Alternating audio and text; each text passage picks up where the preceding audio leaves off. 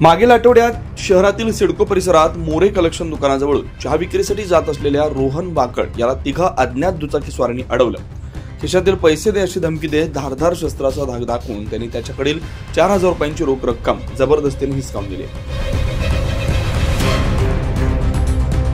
या घटनेनंतर संबंधितांनी अंबड पोलीस ठाण्यात तक्रार दाखल केली होती। या जबरी चोरीच्या गुन्ह्याचा तपास करत असताना अंबड पोलीस ठाण्याच्या गुन्हे शोध पथकाला उत्तम नगर परिसरात 2 संशयित दुचाकीवरून फिरत असल्याची गोपनीय माहिती मिळाली।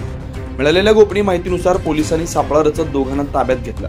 कुणाल मोरे आणि देवेश उर्फ देवा पाटील अशी अटक केलेल्या संशयित आरोपींची नाव आहेत।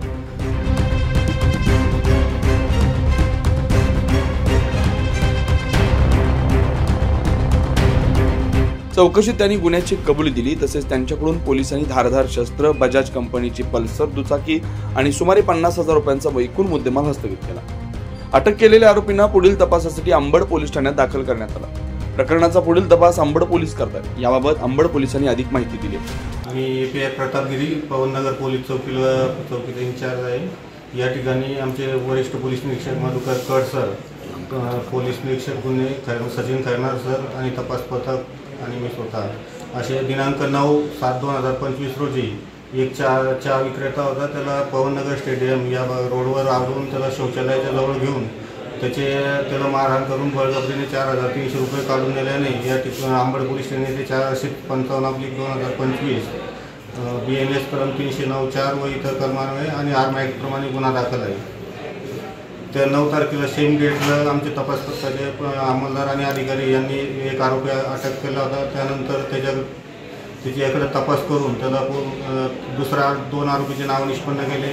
त्यामध्ये दुसरा आरोपी देवा पाटील याला सुद्धा काल आम्ही अटक केलेली आहे।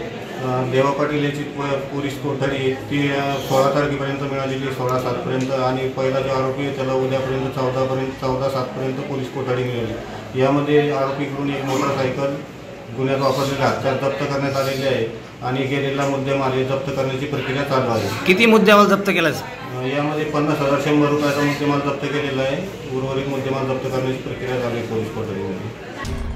सदरची कारवाई अंबड पोलीस ठाण्याचे पोलीस निरीक्षक मधुकर कड, गुन्हे शाखेचे पोलीस निरीक्षक सचिन खैरनार यांच्या मार्गदर्शनाखाली सहाय्यक पोलीस निरीक्षक विलास पडळकर, पोलीस हवालदार योगेश देसले, राहुल झगजाप यांच्या पथकाने केले। 9 न्यूज महाराष्ट्रासाठी प्रतिनिधी नितीन चव्हाण, नाशिक।